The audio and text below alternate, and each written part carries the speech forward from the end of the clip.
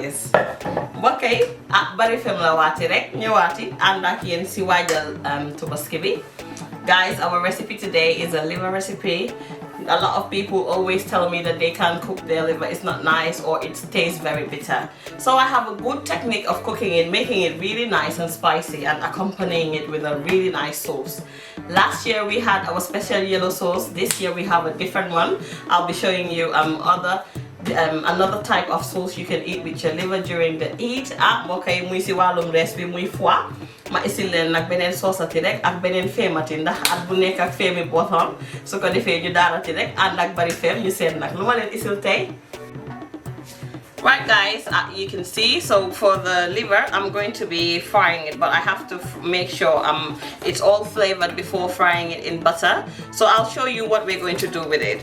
So the neexee nag ni mel nii rek mun nga ko tegagum si taal bi mu am guyi laka bi waaye tamit yëpp benn la rek ñu daal di xooleegum nii suñ benn di ñëw. So you need 1 onion. I've just used few cloves of garlic, and this is my Scotch bonnet pepper because I like spicy. If you don't like your food spicy, you can just use another alternative to make it less spicy. Voila. So voila. Right guys, I've just sliced the onions into these slices. So we need these thin slices because we're going to be frying it. I'll be making a paste to fry the liver in it. Muy foie bi rek ñi wara defal nak.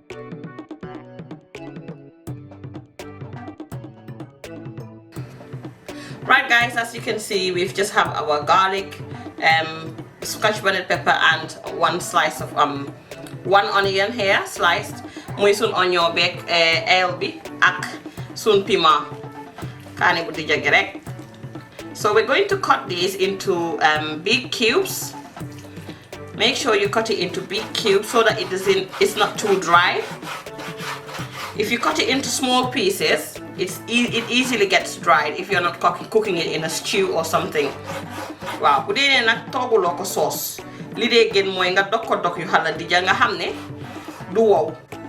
Right guys, so we've actually chopped all the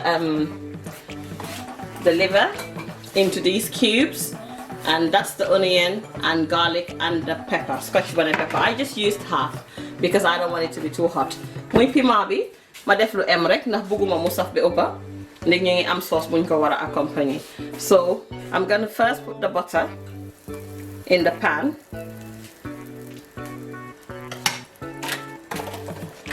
Leave it to melt. First of all, before we do anything, this is black pepper and salt. I'm just gonna sprinkle it on top of the liver just to give it a nice spice. Wash your hands clean and nice and just give it a good rub. Rub it in. Wow, okay, ñu def muy sun poivre, poobar ak sel. So xorom bi rek ak poobar lañ def nii nga riib ko nag si foie bi ñuy xaaragum diwlin bi tàng. So all the butter is melted. What we're going to do is we're going to add the onions first.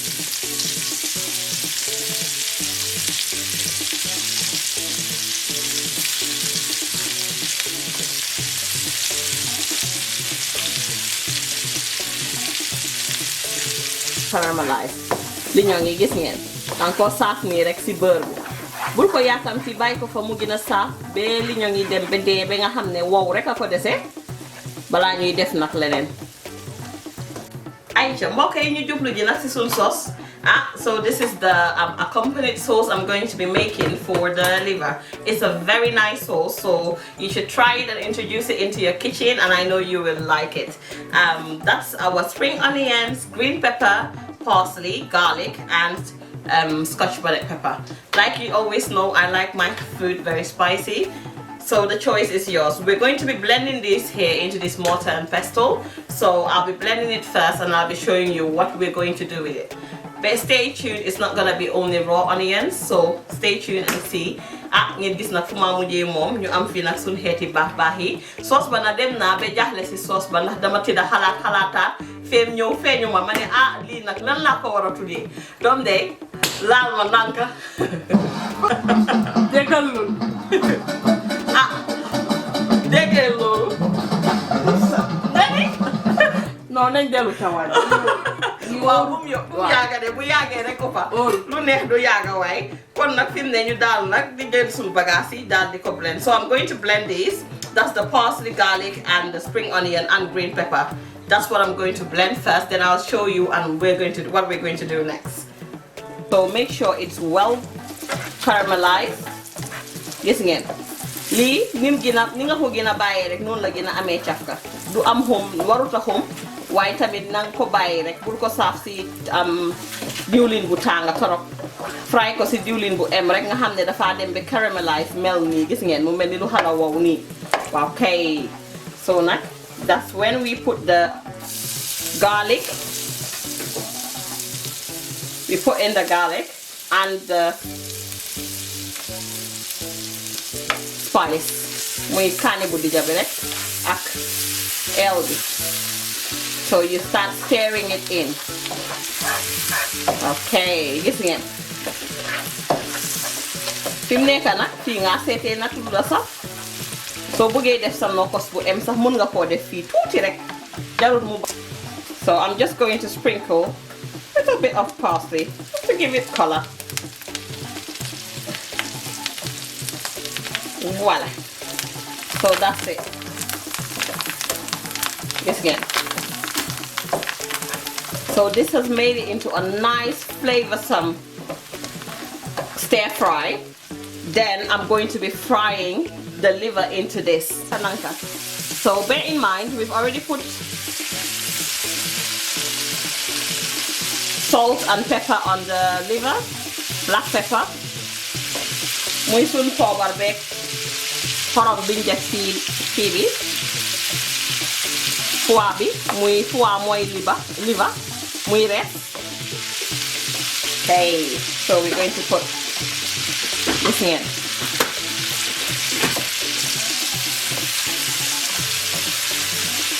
Si kaw lii daal nga koo saafee.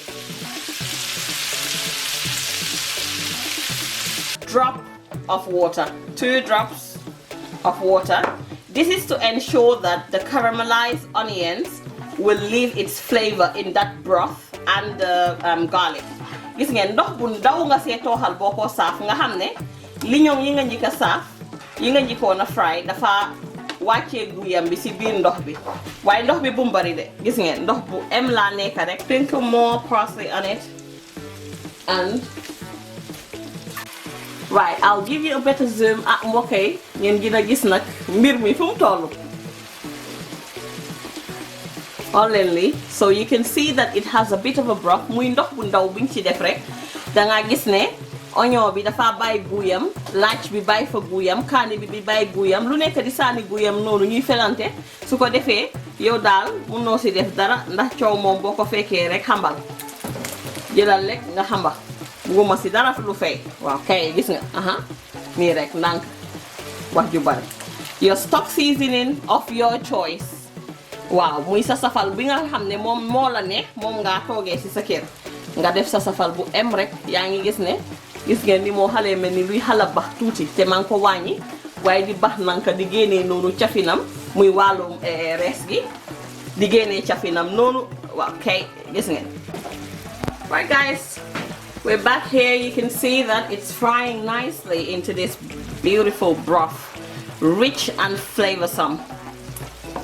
So look at this. Gis ngeen mu ngi saafal boppam si biir bota bi at the same time mu ngi jël cafka liñoŋ bi nga xam ne moom leen filkase noonu. Lii dara daaxu ko moo daaxa loo mun a nokkos amut bu daaxa bi.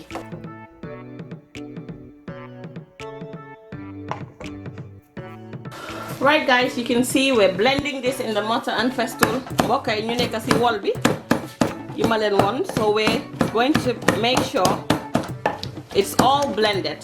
Lii nag danga koo wol ba nga xam ne mu mel ni lu ratax. Waaw mel ni lu ratax. Waaw danga koo wol mel ni lu ratax. So ñu daal continuer daal danga koo dénk di débba di ko wol ba mbokka. If you want to use a blender, you can use your blender. I personally prefer using the mortar and pestle, so it depends on you really. Right guys, so moving on to the onions. Muy sun saucy ritambale bi rek, onion bi. Li ñoo def mo nekk, we're going to take some of the seasoning.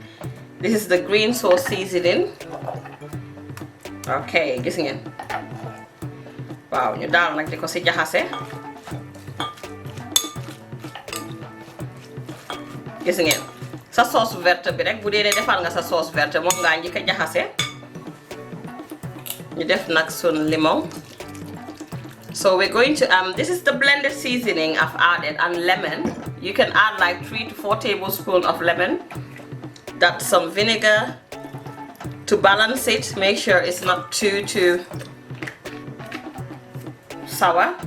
Yes ngeen. So len ko bëggee nak nga xamné bo défé du forox bi uko da nga def vinaigre ak limon. Dafa balance affaire ci ñom ñaar dañoo balance liñong bi du forox tol waaye dina te dina deyal liñong bi den bëgg mu dee nañ ko tek tuuti nag ci taal bi waaye nanka.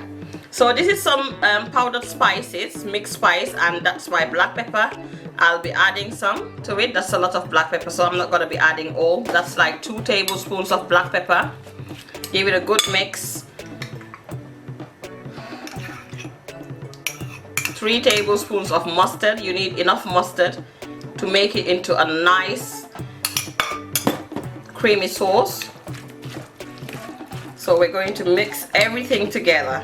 This is my mix stock seasoning and Himalayan pink salt. It depends on you, whichever one you prefer. Muy sa saf-safal nga daal di si def sel la jaxase ni ak suma saf-safal. Okay, so we mix it together. Voila. So keep mixing it, make sure everything is well mixed together.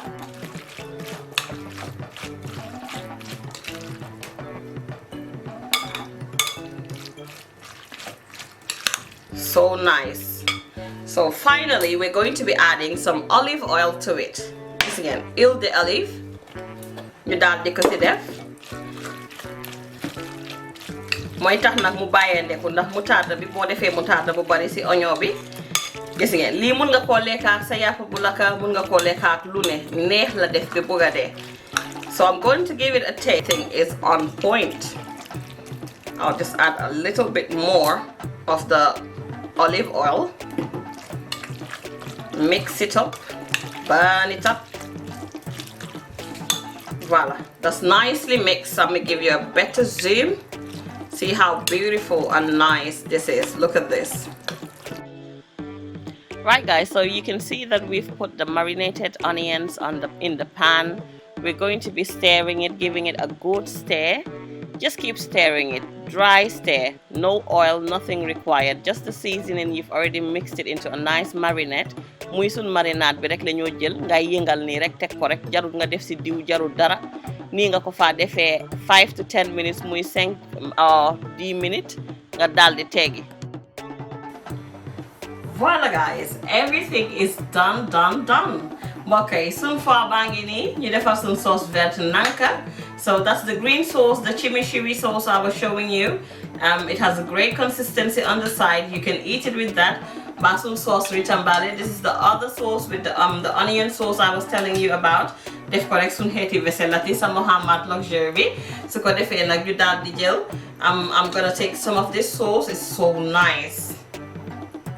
Very nice and flavorsome. So we're gonna take some of it. Voila, so everything is here. This is the lovely sauce. Look at how creamy it is. Nice. It's not too sour. Muy liñong bi half and half la. Sauce bi neex na torop pour ngeen def ko ak seen foie. Su ko defee nag su la neexee nga jël sauce tiba si sauce bi tamit. Neex na, saf na. Am na ñoo xam ne bëgguñ liñong bu toogut, raw onions. For people that don't like raw onions, you can leave it a bit longer. It just depends on you, but it's half and half. Really nice, flavorsome, and beautiful. Okay, lii laa leen isi loon nag.